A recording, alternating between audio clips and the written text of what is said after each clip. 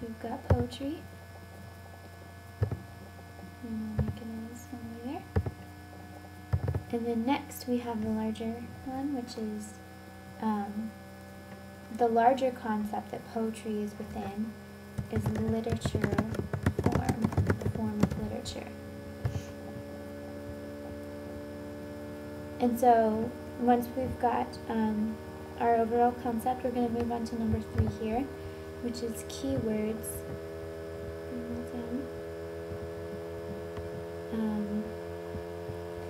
So some keywords: meter, rhyme,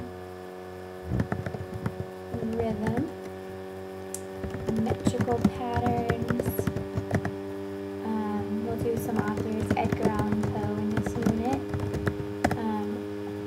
Edgar Allan Poe.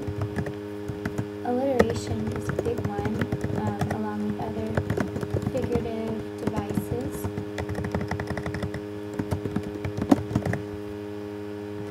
We've got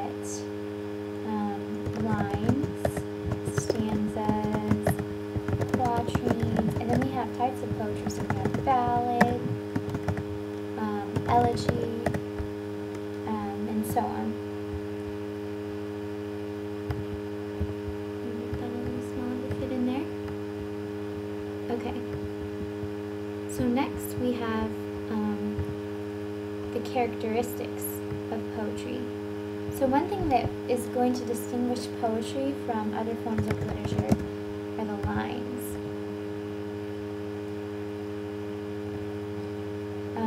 Poetry is unique because it is written in lines. You're going to see paragraphs in other forms of literature. We've got verses. In poetry, we have an awareness of experience. And if I were doing this with a class right now, I would have already gone through all of this, and I would be asking for suggestions from the students. And it's through these suggestions that I can understand their prior knowledge of this unit. We're going to see sound and rhythm in some form in poetry, and we're also going to have some aesthetic qualities, so focusing on the sensory experiences, and of course figurative devices we're always going to have in some form or another in poetry. Put that in there.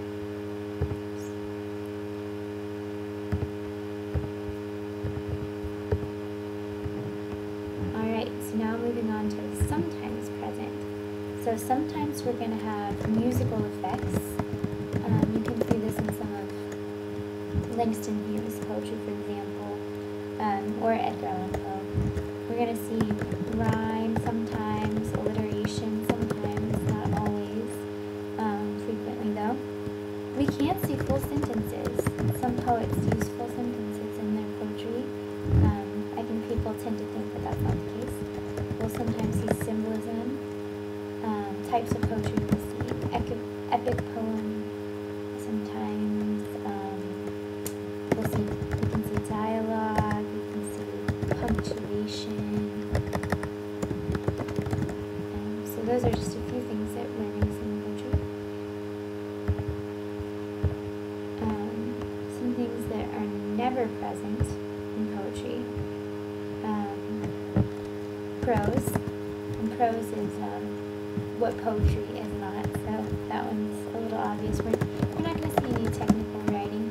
I thought about putting biography or autobiography, but I think that poems can really be biographical or autobiographical.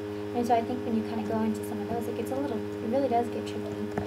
We're not going to see a novel. We can see epic poems, which may be published in what people might consider a novel form, but it's not a novel. We're not going to see paragraphs. At least I've never seen paragraph in poetry. And it's actually pretty difficult to pinpoint some of the things that you're not going to see, because so much can happen in poetry. So what's never present is pretty much what poetry isn't, such as technical writing or prose. Okay, so moving on, we've got our characteristics of poetry. Now let's move on to some examples. So first one is Where the Sidewalk Ends. A lot of students will be familiar with this poem. It's a children's poem written by Shel Silverstein. And it was personally one of my favorite poems. It has a lot of musical qualities to it, a little bit sing-songy. And students will automatically recognize this poem. So a non-example that's similar, we'll say a children's story such as Goldilocks and the Three Bears. That is not a poem. Okay, so another example, let's do The Raven. A lot of students will be familiar with Edgar Allan Poe's The Raven. Very famous poem. So we can do another of Edgar Allan Poe's as a non-example, A Telltale Heart. And this one is clearly written in story form with paragraphs. There might be some literary devices and a lot of emotion and animation in this story, but it's not written in lines. It's not a poem. Okay, so the next one is The Red Wheelbarrow, short realism is featured there. So much depends upon a red wheelbarrow. It's a short little poem. And because that's a poem with realism, we'll use another form of American realism, The Adventures of Tom Sawyer, which most students will know is a novel. It's not poetry. And then lastly, we'll do Paradise Lost, which many students might not be familiar with. The epic poem by John Milton. That many students might read their senior year, junior year of high school, or in college. And to pair with that, we'll do The Hunchback of Notre Dame by Victor Hugo. Hunchback of Notre Dame is clearly not a poem. Many students will be familiar with it. And then lastly, we will have our definition.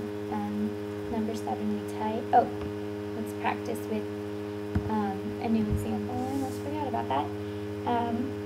So let's do, let's see, Harry Potter. This one's a little obvious. But just as an example, we'll go through, is it written in lines? No, then it's probably not a poem. We know that from the start. Verses, no. There's an awareness and an experience, not really any sound or rhythm or aesthetic qualities, although there are figurative devices. So we've got some of these, but not all of them. Sometimes present, rhyme, alliterations. We've got full sentences, some symbolism. We've got dialogue and punctuation. So we've got some of these. And one thing why we know it's not poetry right away is because it's written in prose and it's a novel. And poetry cannot be any of that. So that's a good one. Let's see.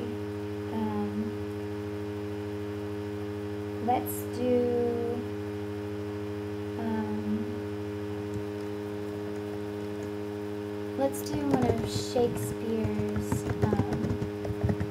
monologues. So let's say Juliet, or when Juliet says, Romeo, Romeo, wherefore art thou Romeo?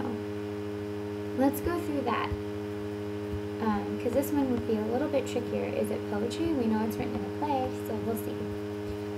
Does it have lines? Yes. Verses? Yes. An awareness of an experience? Seems to be so. Juliet is decrying her name and why Romeo is part of the plan and why they sound and rhythm, definitely.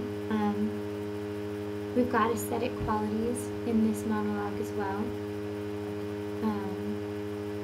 And we've got figurative devices, so we've hit all these for poetry. We've got rhyme, alliteration, Romeo, Romeo, wherefore art thou, Romeo. We've got full sentences, and dialogue and punctuation. Over here, it's not prose, it's not a novel, and it's not written in paragraphs, and it's not technical writing. So for poetry, as of now, we will say that this monologue in Romeo and Juliet is poetry. Alright, so to tie down a definition, we're going to say that poetry, we're going to use our concept and then the overall concept. So poetry is a form of literature, and one of the key aspects of it is that it's written in lines. So we'll say that, and we'll say that it encompasses an awareness of experiences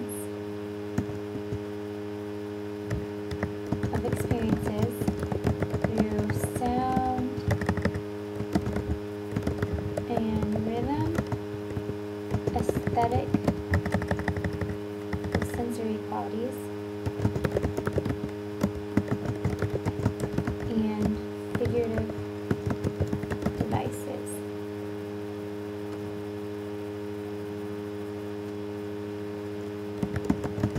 And so there we go. Here is our concept diagram.